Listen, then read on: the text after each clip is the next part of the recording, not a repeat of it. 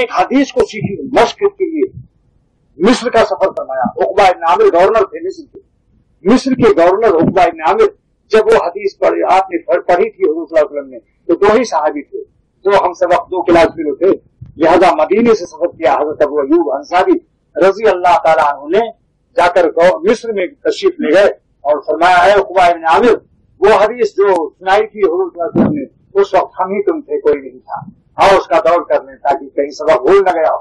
बताओ क्या हदीस थी? उक़बा इब्न आमिर ने बताया वो हदीस ये थी, जो अपने भाई का ऐब देख ले और उसको इधर उधर रस्वा दलील न करे, छुपा ले, तो क़यामत के दिन अल्लाह ताला उसका ऐब छुपा ले।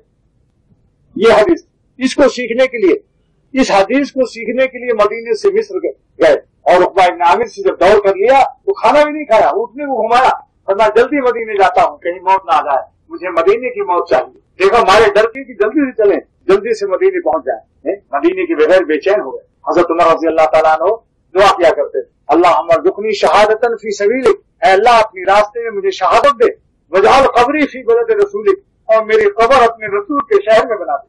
मुहद्दिसीन हदीस में आता है कि जो शख्स की दुआ करे अल्लाह से शहादत की, चाहे वो अपने बिस्तर पर मरेगा मगर शहादत का दर्जा पा जाए। सिर्फ तमन्ना, दुआ करते रहो कि अल्लाह अपनी राह में मुझे शहादत मुक़द्दर कर दे और अपने नबी के शहर में मेरा कब्र बना दे। आप दुआ करके तो देखें। शाह अब्दुल गनी साहब रहमतुल्लाह फरमाते थे किसी अरबी किताब के हवाले से कि जो पाकिस्तान हिंदुस्तान यहाँ की रूहें मरने के बाद जनाजे मदीने चले जाते और मदीने में अगर कोई नाला गलत इंसान हो उसका जनाजा बाहर भेज दिया जाता। आपकी दुआ की बरकत से क्या मुश्किल है कि अल्लाह हमको वहां पहुंचा दे, अगर वहां बना दे। वाक़या की उम्मत ने लिखा है कि एक शख्स स्पेन की एक लड़की मदीने के कब्रिस्तान में मिली, हालांकि उसने दफन किया था स्पेन में। उसका पढ़ाने वाला कुरान तो मुसलमान हो गई थी, ईसाई से मुसलमान हो गई थी।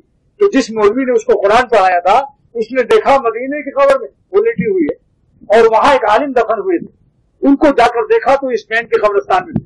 ये वाक़या थानवी नंबर ने लिखा। तो उस आलिम की बीवी से लोगों ने पूछा कि इसका जनाजा मदीने से स्पेन क्यों भेजा गया, इसके अंदर क्या कोई गुनाह की आदत थी? उसने कहा हाँ, एक सख्त खतरनाक जुमला इसके मुंह से नहाते वक्त निकलता था।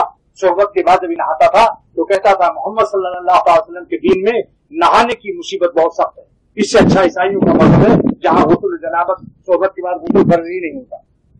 लोगों ने कहा यही अजाब था जिससे मदीने की जमीन से फेंक दिया गया। ये शख्स ने इतना कहा कि मदीने का दही से ज्यादा हिंदुस्तान का दही अच्छा है। रात ही को ख्वाब में हुजूर सल्लल्लाहु अलैहि वसल्लम डांट लगाई, मदीना खाली कर दो, तुम नालायक, तुम मदीने के काबिल नहीं, मेरे शहर का दही तुमको हिंदुस्तान का दही अच्छा लगता है। वहां का अदब है दोस्तों, वहां के कुत्तों का भी अदब करो, हर गरुए का अदब करो। वो मदीना पाक, वहां की कोई अगर सता भी दे तो उसको माफ कर दो, किसी से इंतकाम भी ना लो, ये मोहब्बत का हक है। अगर मजनून लैला की गली के कुत्ते को पैर चूम सकता है तो वो तो आपका हमारा हुजूर रौज़े मुबारक है, हुजूर सल्लल्लाहु अलैहि वसल्लम की जाते गिरामी वहां है।